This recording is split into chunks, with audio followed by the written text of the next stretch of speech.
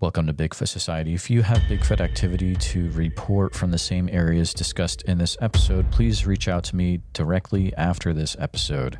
And if you'd like to be on the podcast to discuss a personal Bigfoot encounter, please reach out to me directly at bigfootsociety@gmail.com. Do you wish there was more Bigfoot Society to listen to every week? Well, there is now. If you become a supporting member over at Patreon, you get a special members-only episode every single week on Wednesdays, and sometimes even more episodes. Head on over to patreon.com/the Bigfoot Society. And now let's get on with the show. All right, Bigfoot Society, we've got the privilege of talking to Nick Taylor today. He is an individual from out there in the great state of Oregon. And you may know him from his YouTube channel, which is called Backwoodz Bigfoot. We'll talk about that more in a little bit. But how's it going tonight, Nick? It's going good. We actually just had a huge storm come through last night, so it's nice and calm tonight, but it's going well. Thank you. Ooh, oh, man. Yeah. It's some crazy weather out there recently. I've been watching it more in the Willamette National Forest area, and they've gotten a ton of snow, and I think you've got some big rain coming in. Maybe that's what you were referring to when you were talking about that. Yeah, I'm on the coast, the Oregon coast, so we get hit with the rain and the wind, and then it turns into snow when you get to the Cascades. Man, the Oregon coast, we were talking a little bit before this started. I was referring to the Willamette National Forest out there in Eugene, but man, stuff out there in the coast, it's a different ballgame. It almost feels like stuff even gets crazier with Bigfoot the closer you get to the coast. Do you have any thoughts about that?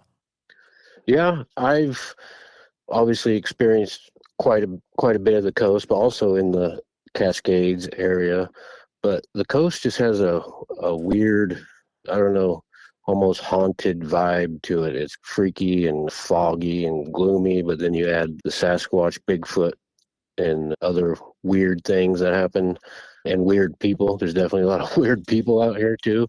So yeah, the coast has a lot of action. And the cool thing about Oregon is there's forests all the way from the coast, the beach. There's the beach, and then the forest literally starts at the beach, and then it goes all the way to the Cascade Mountain Range. So theoretically, a Bigfoot or any other animal could literally make it from the coast to the Cascades without being detected. So it's pretty cool. Oh, wow. So you could be at the beach on the Oregon coast, look right behind you, and like there's the woods. There could be a Bigfoot or something right there, pretty much. Yep. And I've actually heard quite a bit of, at least a handful of sightings actually on the beach, where people are like having a fire on the beach, and then they literally saw a Sasquatch, or what they believed was a Sasquatch. I've never been that lucky, but yeah, because think about it, it's a great food source. You got the whole ocean. There's a bunch of rivers that feed into the ocean, bays, crabs, clam, fish, all that. So yeah, the forest literally meets the sand here, which is pretty awesome. That's extremely interesting. Nick, let's go back to however far we need to go back to when you first got involved with all this Bigfoot craziness out there. I've been into the subject probably my whole life, really like diving deep into it, probably like 15 years or so. And then probably within the last couple of years, I was like, I go out in the woods all the time. I love looking for Bigfoot and other weird anomalies. And I actually had a little bit of film background from college, nothing crazy, but so I was like, why don't I just make a channel and see what happens? So I did that, and it's going well. But one thing is, I don't like to just put out a bunch of videos for no reason. So usually I wait till I find something cool or what I think is cool and then make a video. But yeah, I've been into it my whole life, but just recently, the last couple of years, started taking it more seriously, That was actually something I was going to ask, because you watch your videos on your channel, and when I was watching, I was like, it feels like this guy has a little bit of a film background. They're really well put together, and people definitely will want to check out Backwoodz Bigfoot, and I'll have the link in the description or show notes for this episode. But it's a very cool look at research that goes on through your eyes out there. I enjoy watching the episodes that I've seen. Was there a experience, back towards the beginning that really set things off, that put you down this trail?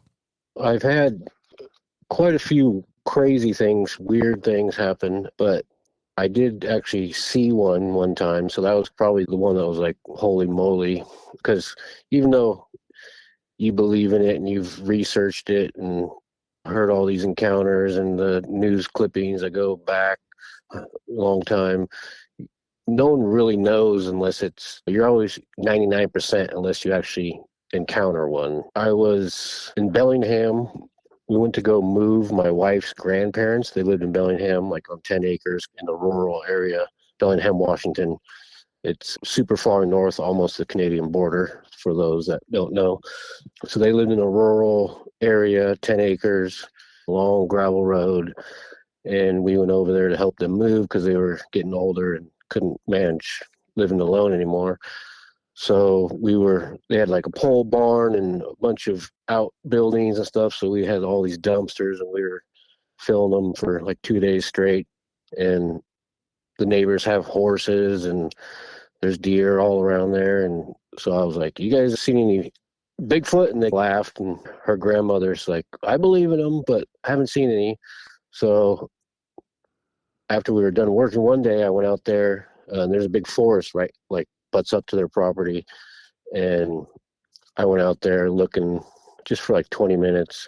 And then the next day I went and actually took my camera. And as I'm going up this kind of grassy hill, I literally see this, I don't even know what to call it at that moment, but it was like a hairy person, but it was actually a juvenile, or what I assumed was a juvenile. So it was probably like the size of a 8-year-old boy or something. And the grass was probably like 5 feet tall, 4 or 5 feet tall, just overgrown field. And it scurried across there and then basically jumped down on all fours. And I had never, because this was probably like 13 years ago or so.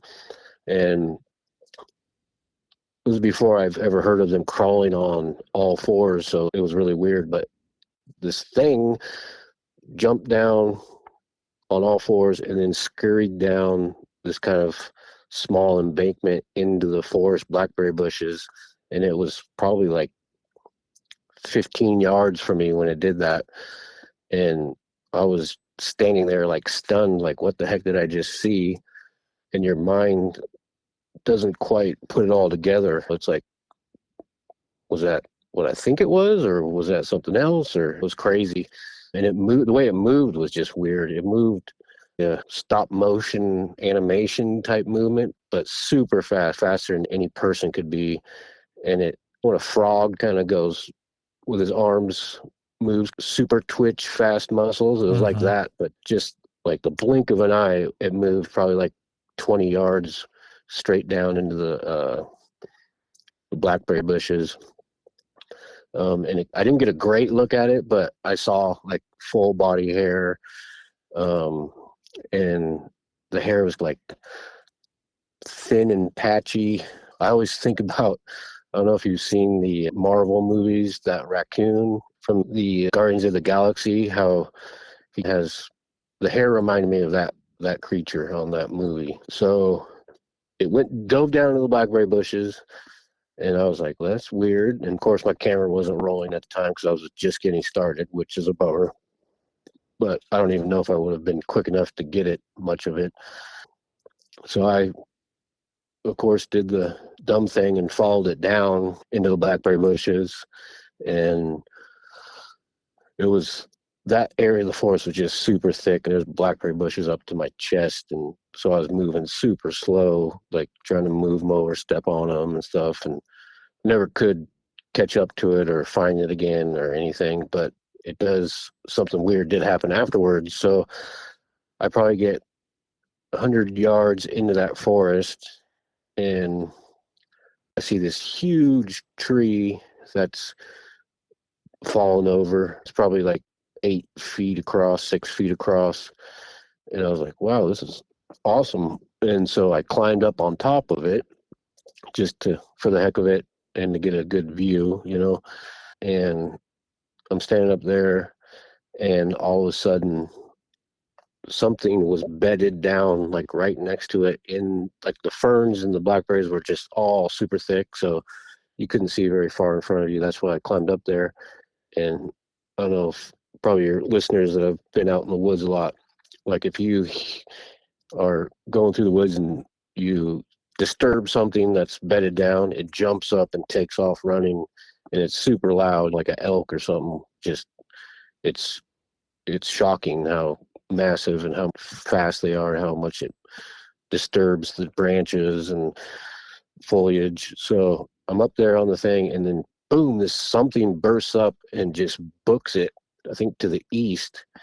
But what was weird is I could tell by the sound that I was right next to it, but I could not see anything. And if it was a large animal, because you could tell from the sound, but I couldn't see anything like at all. But I could hear it go through the forest till the sound dissipated. And so that literally scared me, racing 1,000 miles an hour. And in my mind, I was like, oh, that was probably the creature's parent or whoever was with that little one. But of course, I have no proof of that. But in my mind, that's just the correlation that I made.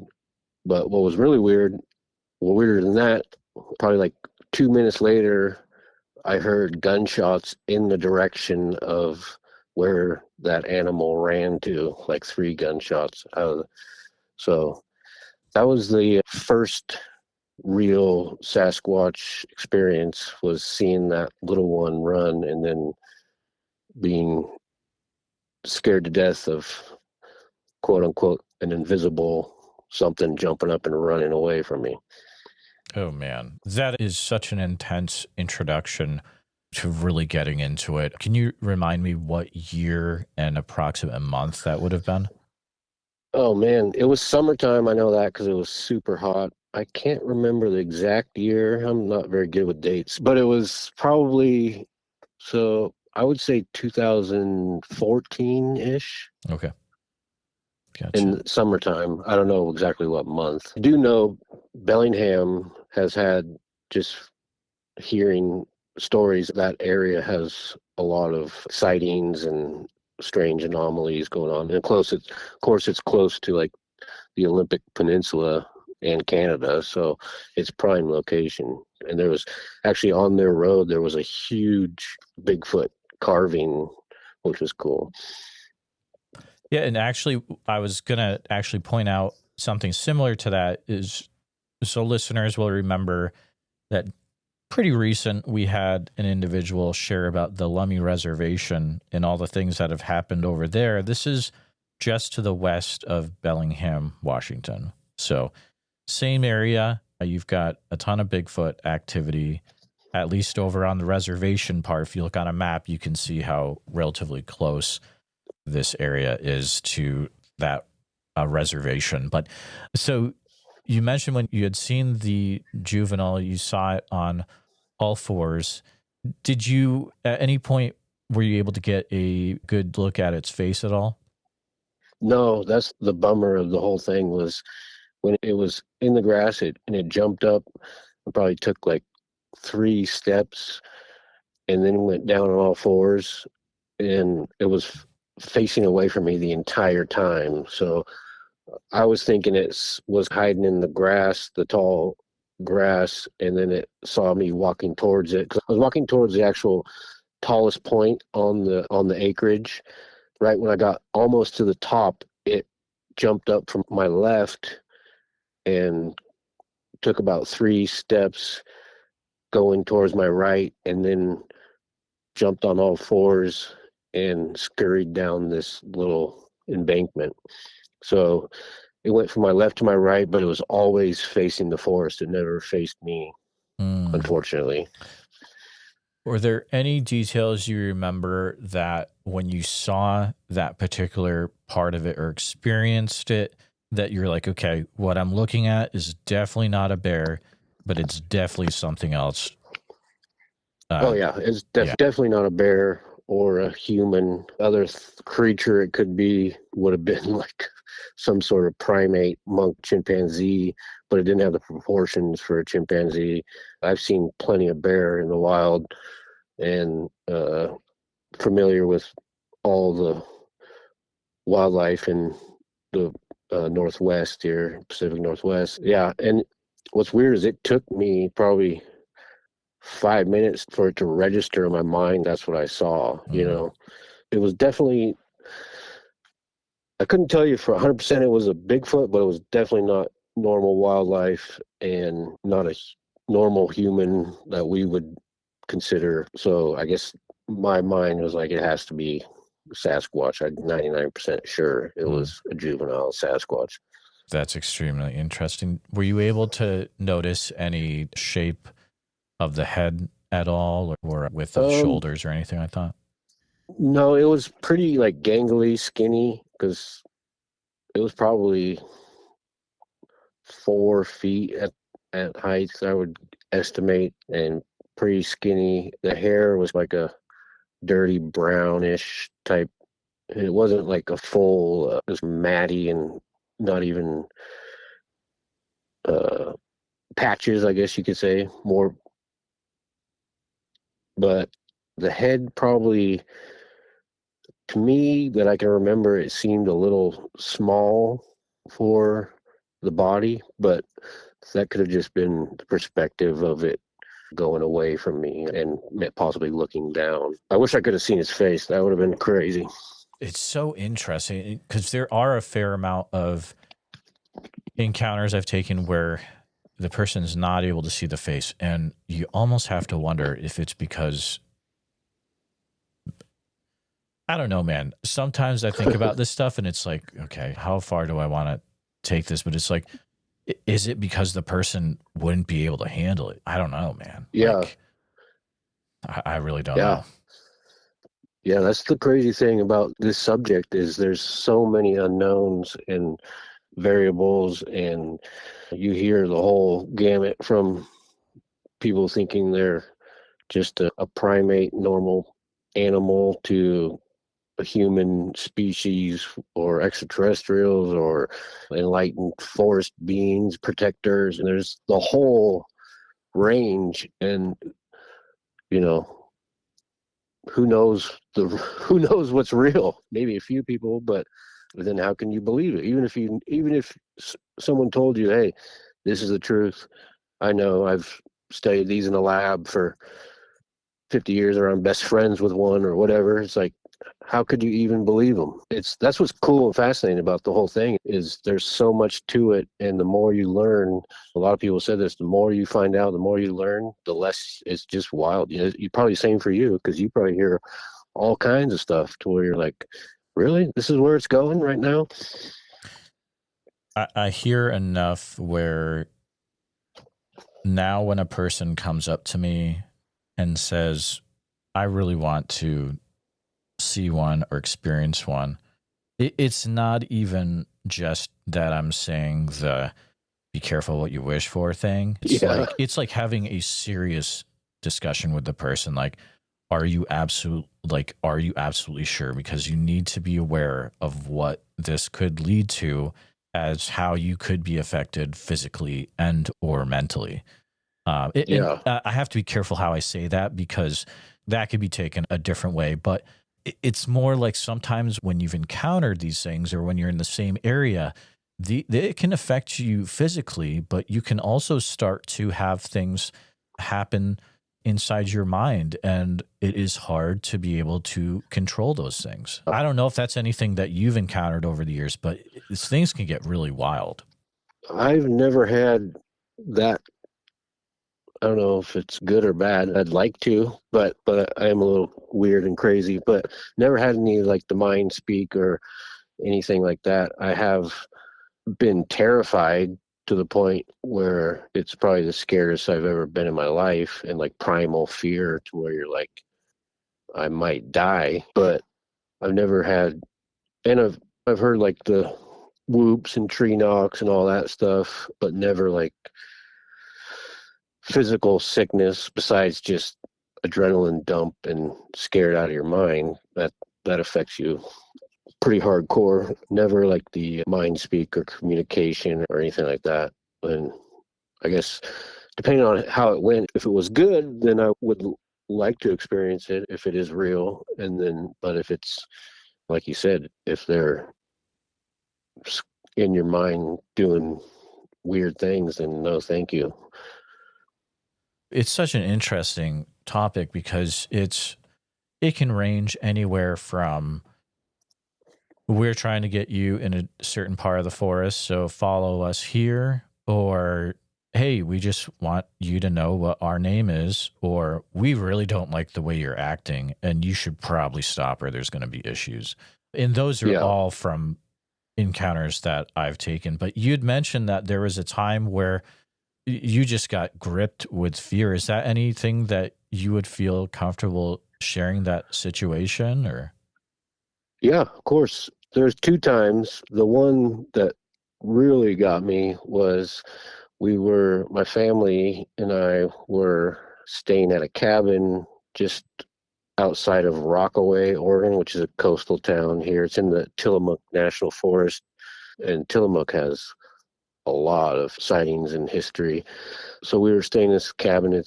And Rockaway's tiny. It's like a little tiny beach town. And so we're out right in between basically the forest and the ocean, probably 100 yards west is the forest, 100 yards east it goes straight up into the mountains. And that day I was out, went Sasquatching for a couple hours, and I had my dog with us. She's half pit, half border collie. And we went out there, and the only weird thing we found was like an area where the ground was super disturbed, like something was digging in there. And then there was animal droppings that were huge, like literally the size round of a pop can. Actually, I took a picture of it. I should have it somewhere. And then my dog started rolling around in the part where the animals were digging. I assumed it was a bear just digging up there, but there was a lot of bear scat and cougar scat, and the other scat did not look like either. So that was strange. But anyway, so came home that night. It's about 2 o'clock in the morning, 2 to 3 a.m., and everybody's asleep. And I was literally just about to go to bed, and I hear what I thought at the time. There was a cabin probably like a block away from ours where I saw people checking in that day, and it was like younger, probably like three couples in their 20s or something. And so I'm about to go to bed, and I hear this blood curdling scream that sounded like a woman was getting like dismembered. And I was like, what in the world? So I go out on the deck, and this cabin has a deck that goes all the way around the cabin upstairs. So I go on the deck and I hear the scream again. And I'm like, this ain't good. I literally thought a woman was getting butchered close by. So I went back in the house, grabbed my sidearm, went back on the deck, and the woman's scream not mutated, but turned into more of a roar / howl scream. When it did that, all my body just like froze. When they say the hair stands on the back of up on the back of your neck, it did that times a million. Like every hair in my body was like I was zapped with static electricity, was all like tingling. The goosebumps were like you could sand a 2x4 with my skin. It was that big of a reaction. And the roar thing happened probably like 10 more times, and basically I just stood there like in terror. And obviously I don't know it was a Sasquatch, but all the other howls and stuff you hear on YouTube, they're very similar. And the fact that it must have been probably within a couple hundred yards to half a mile away, whatever it was, but it was the loudest, craziest, deafening sound I've ever heard in my life. And it basically made me paralyzed and just stood there, and like almost to the point where like you can't move because you're struck with fear. It was crazy. That's extremely powerful. I've experienced that howl, scream, roar as well. And yes, it is like there's some primal reaction that your body does, and you can't control it. It just, Yeah. stuff comes into play from our past where we used to be freaked out by something, I think. And it just, our body is like, yeah, good luck. Yeah, it was crazy. And like, I think there was probably about 10 to 15 roars. And I had my phone on me, and I never once even thought to hit record. I was that like, just holy crap. And then like by the end of it, I was like, the sidearm that I have is not going to do any good. And whatever that is making that sound, it could walk right through the walls of this cabin. Like, basically, I was like, I'm at the mercy of whatever this thing is. And there's nothing that you could do at that moment if it wanted to walk in there and take you out. And I backtrack a little bit. In like my late teens, we went to the San Francisco Zoo, and that place, I guess it's famous for their big cats, tigers and lions and everything. It had this big horseshoe cage thing, and you got to go inside that, and all the tigers and lions, and they had a liger, would all come inside there into the indoor pens. And this guy comes walking in with a wheelbarrow full of like meat, horse meat, and he would make the tigers and everybody roar, and he'd be like, "Oh, I didn't hear you," and they'd roar louder, and he's like, "I didn't hear you," and they'd roar louder. And it was you're in a concrete box, so the echo was just crazy, and you could just, your chest was vibrating from these lions and tigers roaring. And that experience was nothing compared to the sound that I heard out there in that cabin. So just a little bit of perspective, like it was, I imagine if heard a T-Rex screaming, roaring, that's similar to what it sounded like. So yeah, it was nuts. I've never heard anything like that before or since. So Have you heard, or is that area that you had that experience in, is it well known for other things, other experiences happening in that area, people hearing things or seeing things? yeah, it definitely has a lot of Bigfoot, and even just like, I'm not sure if it was like the BFRO or whatever. Online, like you can look up stories. Like there's actually a lake up there called Skookum Lake, and I think Skookum's a native word that is used for Sasquatch sometimes. But yeah, that whole area, Tillamook National Forest in general, has a lot of crazy stories, and from everything from like hidden gold from like pirate ships to Native Americans finding some gold and hiding it up there, because it's where the Goonies movie got their plot from. And then of course there's other weird orbs, and I've never heard of like Dogman stuff, but I'm sure there is over there. I just haven't heard of any over there. When you've been out or in the state of Oregon, have you experienced any things weird stuff that you're just like, I have no idea how to explain what I just saw or what I just experienced here? Yeah.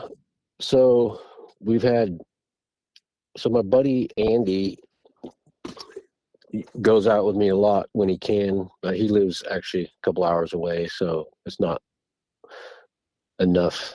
Kind of sucks. But on our YouTube channel, he's on some of the videos with me. But we've had orbs that we've seen in the woods that moved and did weird things. There's no way it could have been flashlights or car lights or anything else. And then sounds, you always get just weird sounds, whoops and tree knocks and howls. And so supposedly there's no wolves here on the Oregon coast, although people have seen them or claim to have seen them. But there's, and then also one night we saw probably like, we basically laid on our backs on a logging road for like 3 hours in the middle of the night, just watching the sky as we saw, I guess you would call them UFOs, UAPs, all through the night, probably a total of like a couple hundred. Some would go fast and move direction, change, do all that. Some look like they were chasing each other. Kind of looked like a weird Star Wars scene from way far away. So those are a few of the weird things. You had given me a few things that had happened over the years. So there's a few things that I want to ask about specifically that I know about. You had said that you'd had an interesting event happen around Cannon Beach in Oregon, where you were, something happened in the forest area around there. Oh yeah, actually, I think that wasn't the same night as we were laying on the logging trail, but I think it was the same week, but in almost the same exact little area we were at. So we were hiking out there, squatching, looking for Sasquatch. We found, usually you can see a lot of, in this area of the coast, you can, if you look hard enough, you'll see stuff that you think might be or could be, like from weird tree breaks to possible footprints, impressions, and then weird sounds, like I said. But so we were hiking up in the mountains of behind Cannon Beach, and we actually got turned around, so we lost where we were, but I knew the general direction we were going. And on a just side detail here, my buddy Andy was staying on this huge log and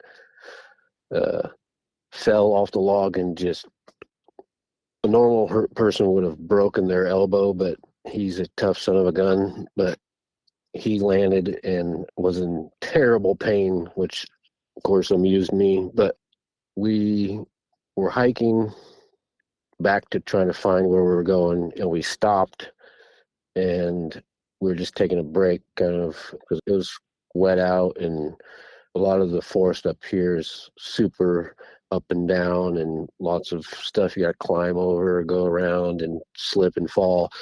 So we stopped and took a break, and my Andy loves to hike with no flashlights. He's a weirdo, and of course, me being the camera, it's pretty pointless to hike without a flashlight if you're going to try to film. We butt heads about that all the time. Anyway, we stopped, took a break. We're sitting on these logs, both no flashlights or anything. We're just sitting there in the pitch dark in the middle of the forest, probably for about 10 minutes, just talking and hanging out. And all of a sudden, something comes down the hill. We were on a flat surface, and up above us was a hill, and down below us was a hill going down. All of a sudden, something starts coming towards us in the night, in the pitch black, from up above us.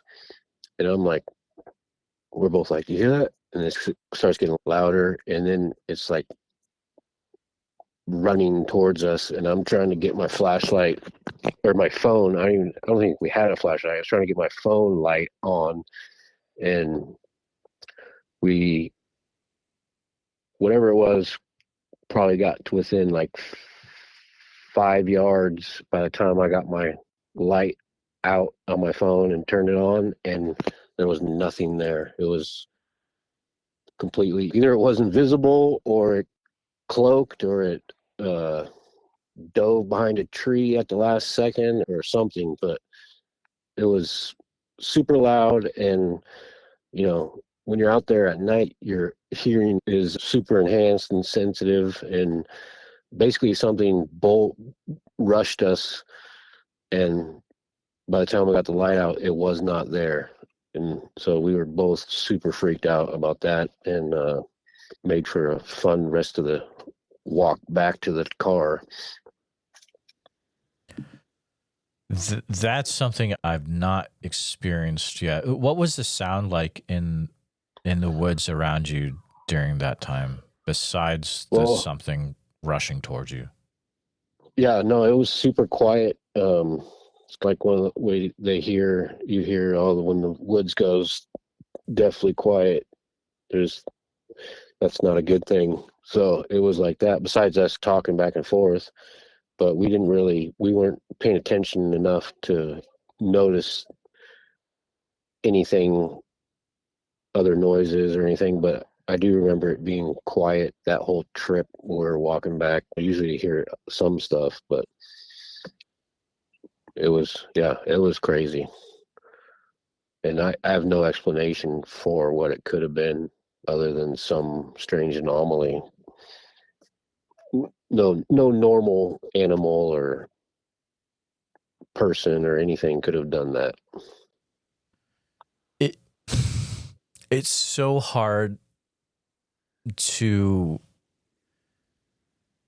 I think it's really hard to convey to people listening that have not been in Oregon how weird it is. You literally just have to go out there, but don't just go out in the woods by yourself. Like, don't do that.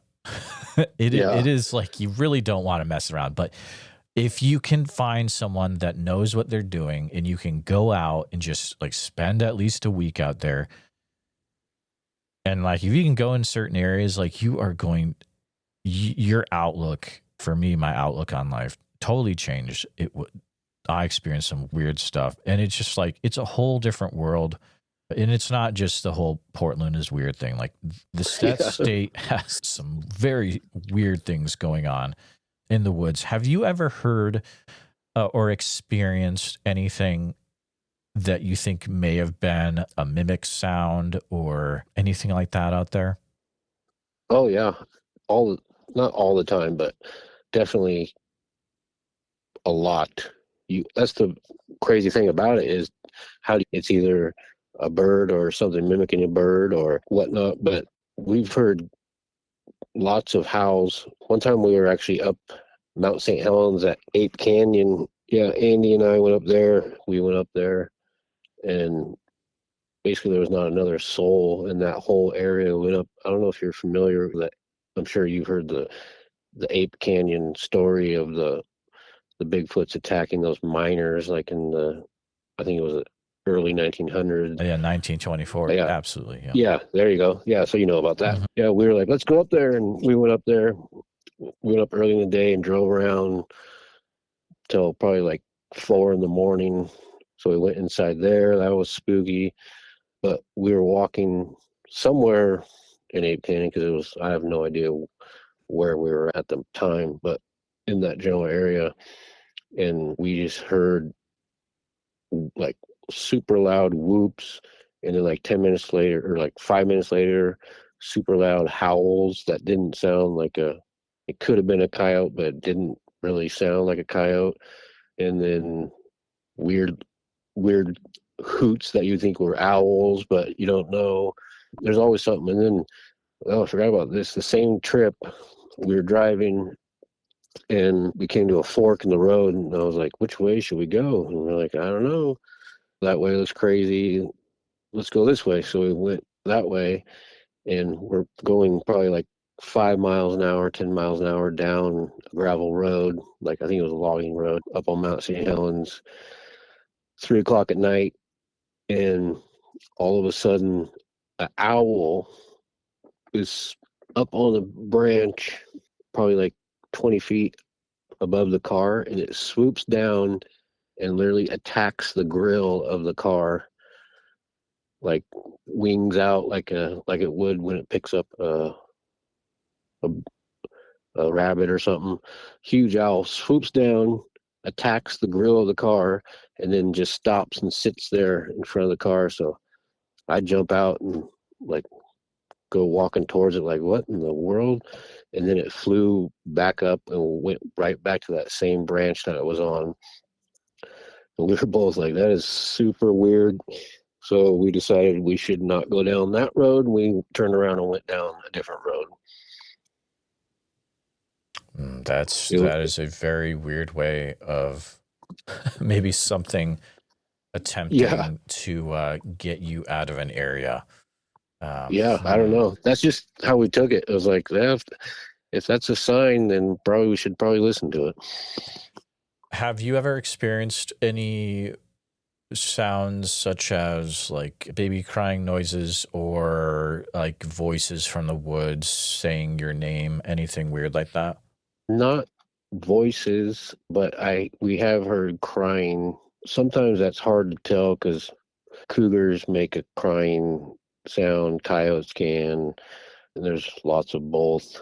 And even like raccoons make weird crying. Nothing that I was like, oh, that's a baby or that's a Sasquatch or whatever entity does that. But we have heard it where you think it is, and then it plays with you, and you're like, was that? And then you hear it again a little bit later, but it's further away, a different direction. Or so Yeah. we have never like super clear to where like, oh yeah, that's because I've heard about that happening, but never to the point where I was like, that's definitely what's going on. So you've definitely spent a lot of time out on the coast, that area. I believe earlier you had mentioned quickly about the Cascades as well. Have you then spent any time doing any research or anything related to further inland to the Cascade area? My buddy Andy, who I keep referring to, he's actually from Bend. I don't know if you know where Bend is, but yeah, I think you do. Yeah. So he actually prefers that whole area, which, depending on the situation, I love it too. But it's just further drive for me. So I'd rather stick around here so I don't have to drive 2 hours. But because I can be in the forest in less than 10 minutes from my house. So it's nice that way. But yeah, we've been up Mount Hood, like I told you, Mount St. Helens. I think we were chatting about it on your live on TikTok. Sweetwater. Is that Sweet Home? Yeah. Oh, Sweet Home. Yeah, Yep, Sweet Home. yep. Sorry. Yep. Sweet Home's crazy.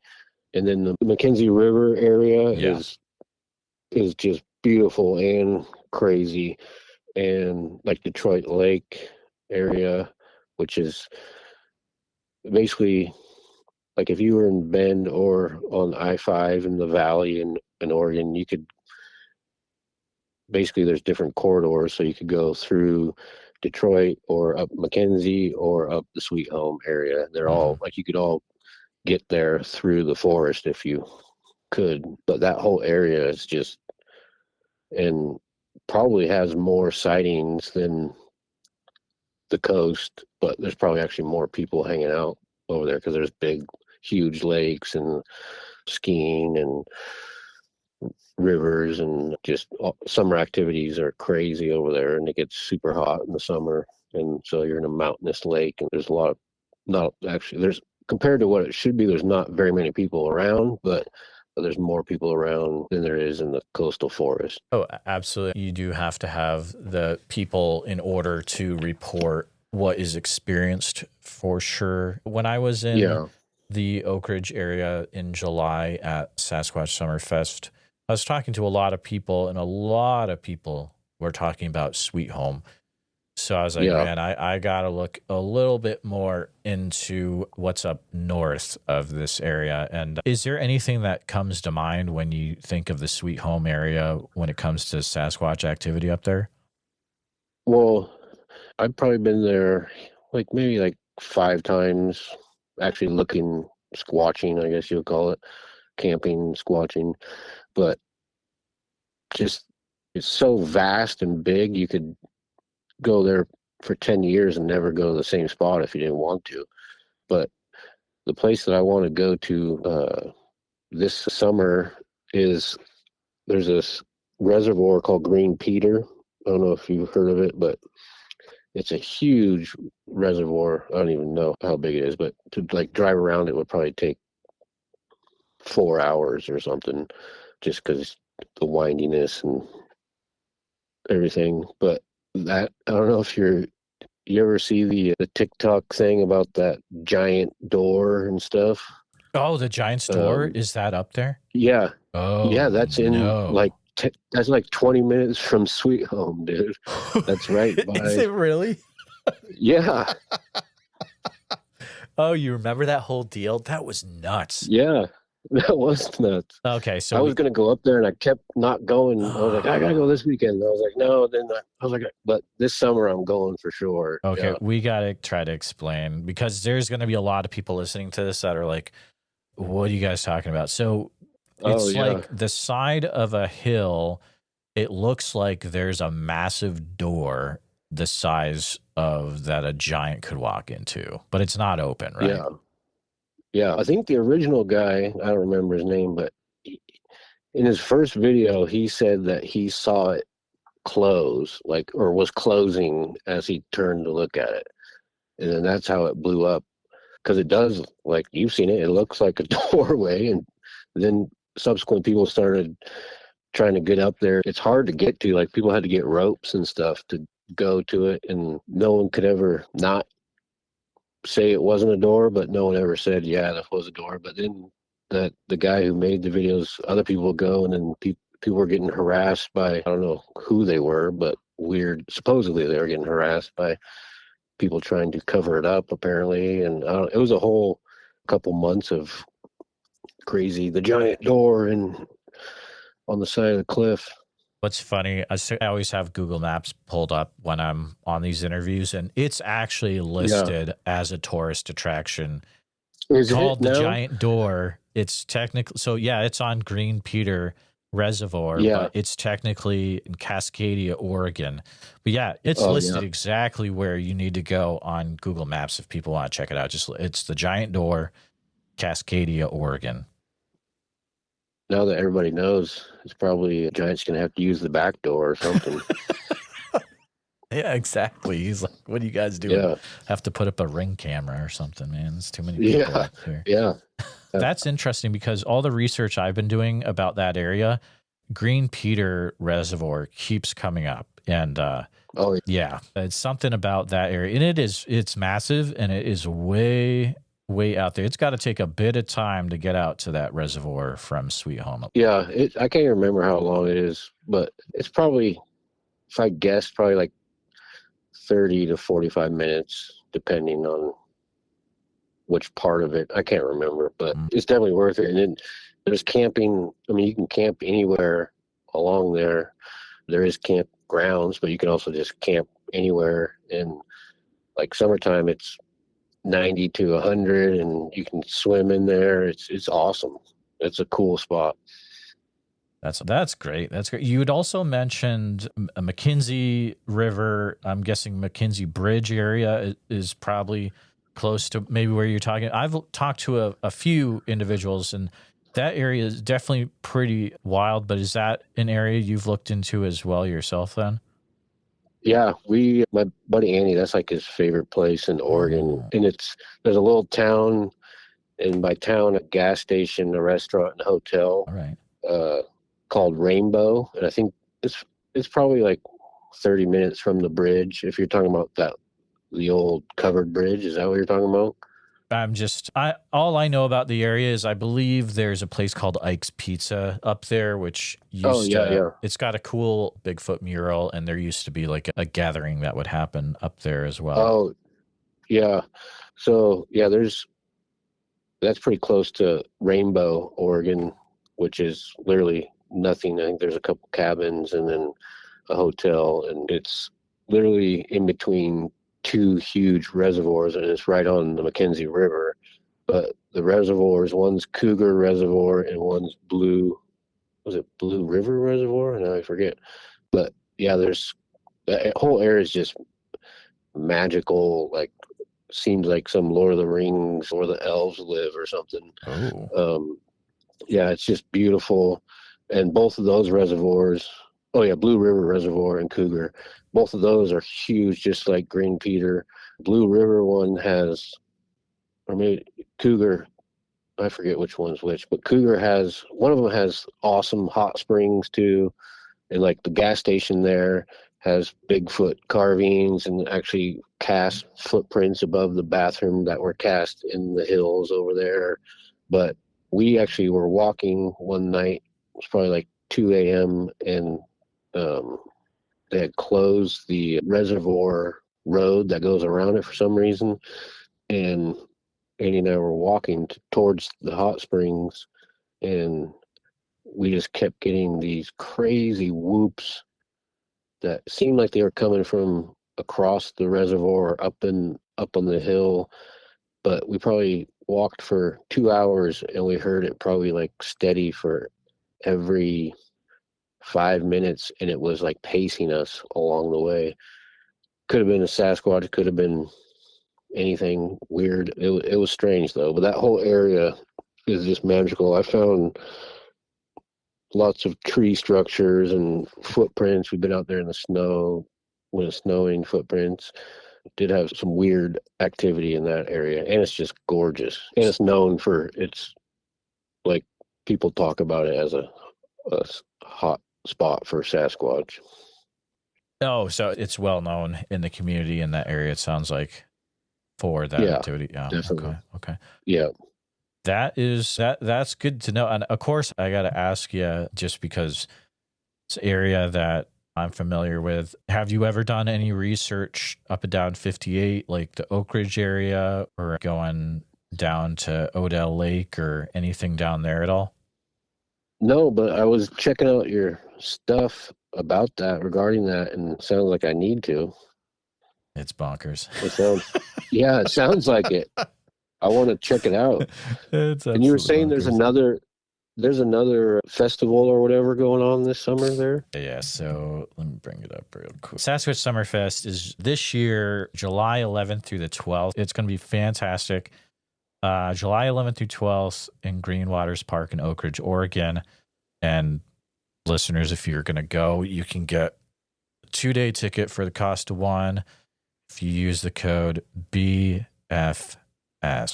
like Bigfoot Society, but BFS, and it'll get you some off your cost. Priscilla was nice enough to provide that for my listeners. So there you go. But yeah, that whole area, dude, Oak Ridge is bonkers. It is absolutely wild. And I didn't even get any further east than Oak Ridge. I just hung out there for the time I was out there. But I was talking to, I've been talking to a few individuals. That whole Bend area, Deschutes National Forest, Cultus Lake, that whole area just sounds absolutely wild. It sounds like you've done some stuff out there as well. Yeah, since Andy's from Bend, he has a bunch of spots that he likes to go all around there. Never to Oak Ridge, but I definitely want to check it out, and maybe I can get down to the festival. That sounds awesome. But yeah, basically, theoretically, it's the whole Cascade range from Northern California sightings all the way up through Oregon, all the way up through Washington, because Mount Rainier, St. Helens, Adams all have crazy things happening there, including Sasquatch and other crazy things. It's the whole Cascades is just, I think theoretically you can go anywhere in that whole mountain range and be close enough to where you could have something happen, experience something, whether that be good or bad. Exactly. Yeah. It's one of those things where, you might come back a different person than when you first went out, which is pretty much what happened to me. There's another area that I want to talk to you about, just because it's come up in my research lately and just in a lot of interviews. Have you ever been down to, or have any knowledge about things that have happened down in the Grants Pass Rogue River corner of the state? No, I've heard stories, but I've never had the opportunity to go out there and look.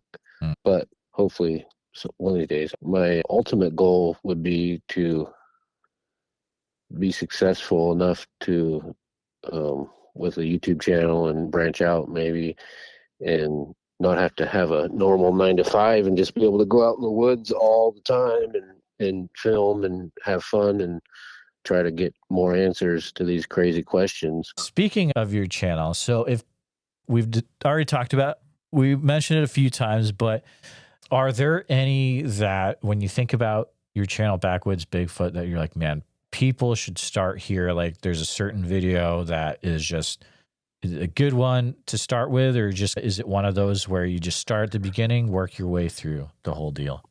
Man, that's a good question. Some of them, like I think the ones that are about the quote unquote nest are probably the most intense for me, and I think they have the most views. And there's other ones though, like there's one where it's like found this weird teepee out in the woods. Could have been people made it. It was either people or Sasquatch, but it was in the middle of nowhere, so it'd be weird unless someone was like making a hunting blind, or I don't think younger kids would have been that far out doing that, but you never know. It's Oregon. There's weird people out in the woods.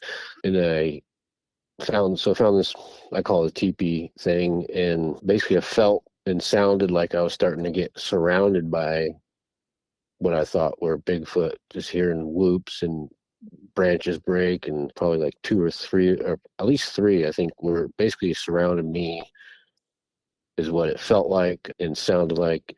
So that one's kind of cool. But I think they're all cool in their own way, and they all show what could be or is Sasquatch evidence, footprints, or weird tree structures. And if anything, at least the forest is beautiful and spooky. So if you like that, check it out. But I will tell everybody it's Backwoodz Bigfoot, all one word, but the S is not an S, it's a Z. So it's Backwoodz Bigfoot with a Z instead of an S.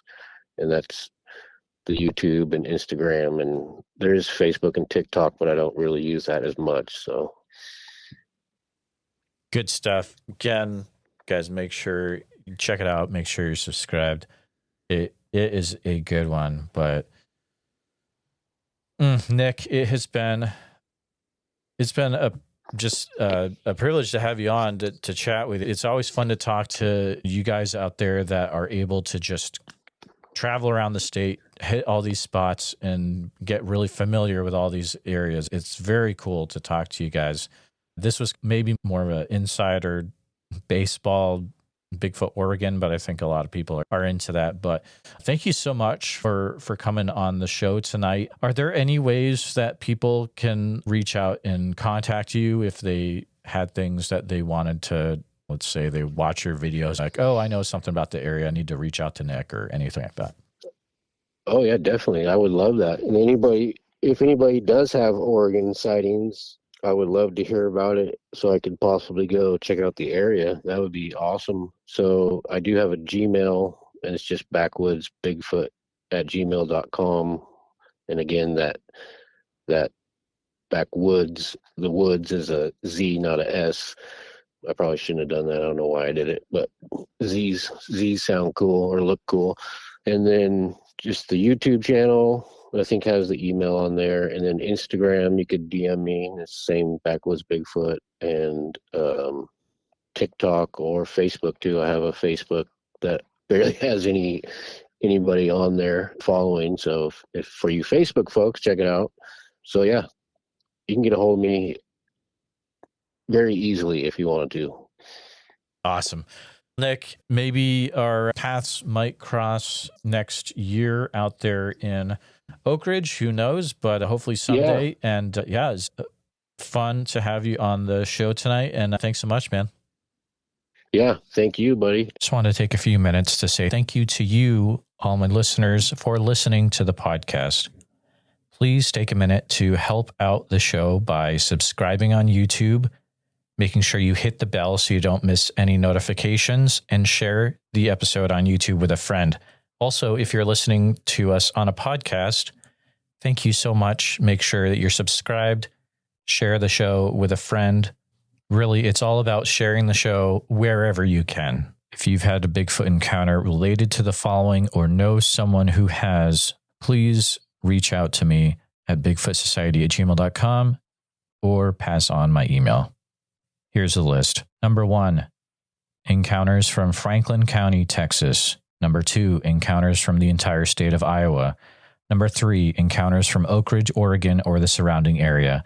Number 4, any individuals that know about Bigfoot being flown off after the Mount St. Helens eruption. Number 5, individuals that have had a Bigfoot encounter while in the military. Number 6, those that have had a Bigfoot encounter in the southern New Hampshire or north central Massachusetts area, including Franklin County, Massachusetts. Number 7, individuals that have had a Bigfoot encounter in a Bible camp or Boy Scout camp setting. Number 8, individuals that have had Bigfoot try to enter their house forcibly while they were living inside. Number 9, individuals that have actively have a Bigfoot living on their property. And lastly, any sightings that are in the Ouachita National Forest area of Oklahoma or Arkansas. A special thank you to all the Bigfoot Society Patreon and YouTube channel members. It's your support that helps keep the show going, and I extremely appreciate it.